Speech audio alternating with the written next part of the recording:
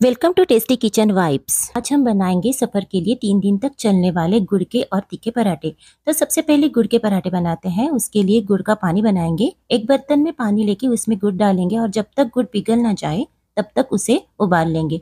आपको जितने पराठे बनाने हैं उस हिसाब से पानी ज़्यादा आप ले सकते हैं।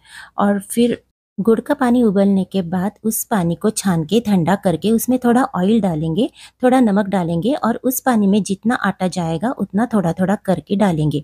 अगर आपको लगे पानी कम पड़ रहा है तो नॉर्मल पानी डाल के भी आप उसको भिगोइए। आटे को ज़्यादा कड़क नहीं भिगोना है, सॉफ्ट ही रखना है, क्योंकि थोड़ी देर बाद आटा हार्ड होने लगता है और रोटियां भी उससे यानी पराठे भी उससे हार्ड होते हैं। और फिर उसको सॉफ्ट भिगो के 10-15 मिनट के लिए ढककर साइड में आप रख दीजिए। ये पराठे मीठे ही अच्छे लगते हैं, इसलिए आप गुड़ की क्वांटिटी ज़्यादा ही रखिए। जब आटा गूंथते वक्त आपको लगे कि पानी कम पड़ रहा है तो आप इसमें नॉर्मल वाटर भी ऐड कर सकते हैं, नहीं तो आप ये दूध भी ऐड करके इसको भिगो सकते हैं। लेकिन दूध अगर आप डालेंगे तो इन पराठों को आपको एक ही दिन में ख़त्म करना पड़ेगा, क्योंकि दूध की वजह से वो 3-4 दिनों तक नहीं चलेंगे।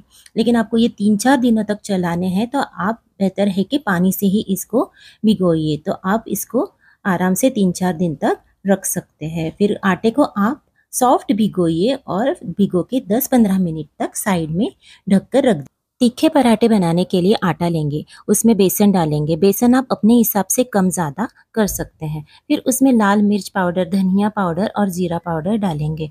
धनिया पाउडर और ज़ीरा पाउडर कम्प्लीटली ऑप्शनल है, अगर आपको टेस्ट पसंद है तो आप उसमें ऐड कीजिए।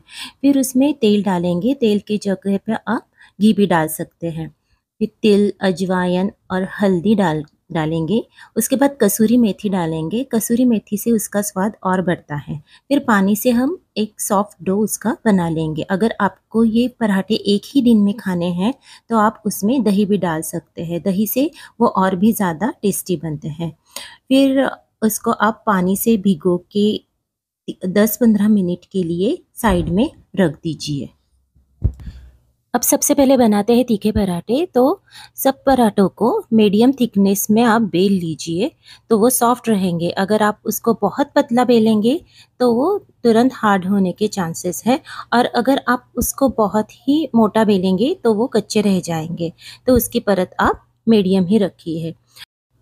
तीखे पराठों को सेकते वक्त हम अपने नॉर्मल पराठे जैसे सेकते हैं वैसे ही उसको अब हमें सेकना है, ऑयल से ही सेकना है। अगर आपको घी पसंद है तो आप घी से भी उसको सेक सकते हैं, लेकिन अगर ठंड का सीज़न है तो घी से वो जम जाएंगे। अगर आप जहाँ पे सफ़र के लिए लेके जा रहे हैं वहाँ पे माइक्रोवेव है तो उसको आप 15-20 सेकेंड के लिए माइक्रोवेव कर सकते हैं, तो सॉफ्ट हो जाएंगे।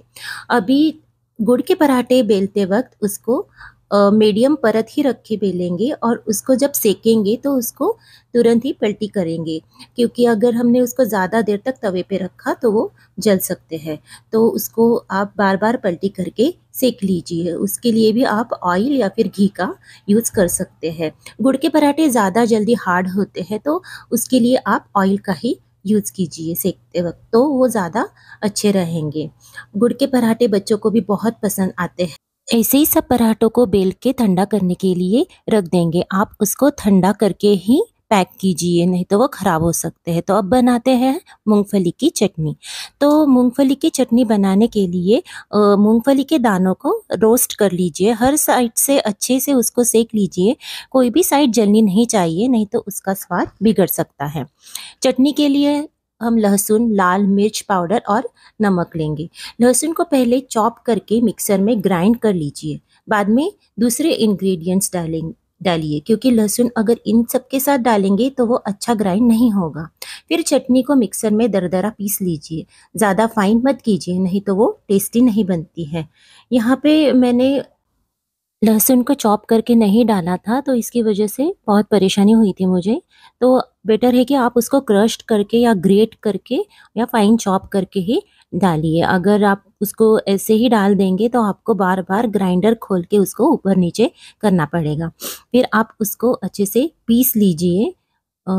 1-2 बार उसका लीड ओपन करके ऊपर नीचे कर लीजिए, और फिर ये चटनी आप 1 महीने तक आराम से इसको स्टोर करके खा सकते हैं। इसको फ्रीज़ में भी रखने की कोई ज़रूरत नहीं है, ये वैसे भी 1 महीने तक ऊपर अच्छे से प्रिजर्व होती है।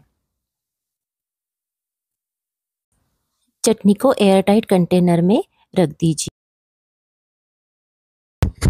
पराठों को ठंडा करके उसको बटर पेपर में पहले रैप कर लीजिए, बाद में एल्यूमिनियम फॉइल में उसको पैक कर लीजिए और सफ़र में 2-3 दिनों तक आप घर का खाना एंजॉय कीजिए। अगर ये आपको रेसिपी पसंद आए तो please like, share and subscribe to my channel.